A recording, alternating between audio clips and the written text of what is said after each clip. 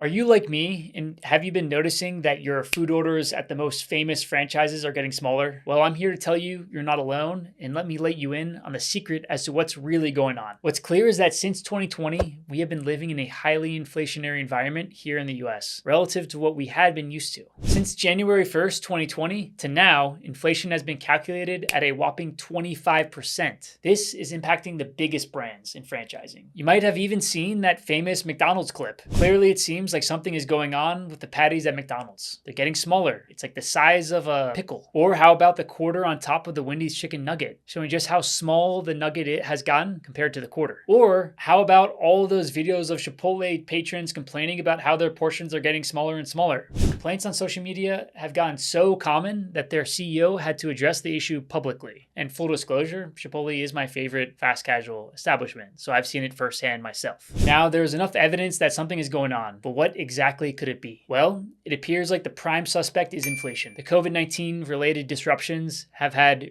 reverberating effects. Essentially, delicate supply chains were disrupted, combined with monetary and fiscal stimulus from the US government, and this has consistently driven prices higher. However, this has manifested in restaurant franchises in the form of shrinkflation. Now, you may be asking, what in the world is shrinkflation? Shrinkflation is a phenomenon where the size or quantity of a product decreases while its price remains the same or even increases. Essentially, it's a sneaky way for companies to maintain their profit margins without overtly raising prices. Customers may not immediately notice the change since the price remains constant, but they're getting less product for their money. And to better understand the phenomenon of shrinkflation, we should look at the impact of inflation on the unit economics of a franchise restaurant. Let's get a little more concrete in terms of our examples that we're looking at regarding inflation and shrinkflation, what's really going on. So we have to look at what are the effects of inflation on a franchise like McDonald's. So if we look at McDonald's and we use this example here, we can see, okay, in 2021, looking at the sample profit and loss statement, what are the total revenues, cost of goods sold, royalties, all the expenses of the business, and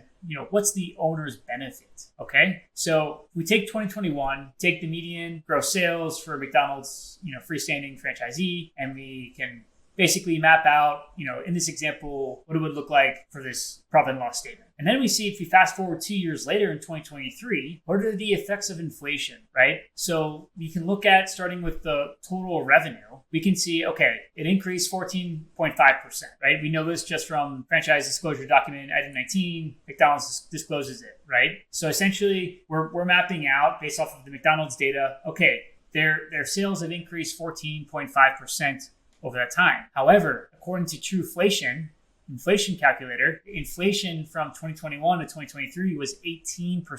So if sales have only gone up 14%, right, and royalties and the ad fund and brand fund, they would go up the same amount. We can expect facilities more or less the same as well. But then you have all these other expenses, right, that went up more than, so you have cost of goods sold, marketing, advertising, labor, which is direct labor, management and admin labor, payroll, taxes and benefits, and other operating expenses. So let's just say those all went up with inflation. If sales only go up 14.5% and all these other expenses go up with inflation, why don't you try to put yourselves in the shoes of a McDonald's franchisee, right? And this same exact problem was confronted thousands of franchisees across the US from 2021, 2023, and 2024, where they say, okay, their sales have only increased a certain amount, perhaps less than inflation, at least in this case. Now, what can you do to keep up your profit margin, right? In this case, we're looking at the owner's benefit, which is, EBITDA, profit margin, operating profit, right? What can you do to keep that up? Because in this example, we're seeing, okay, if sales only go up 14.5% and,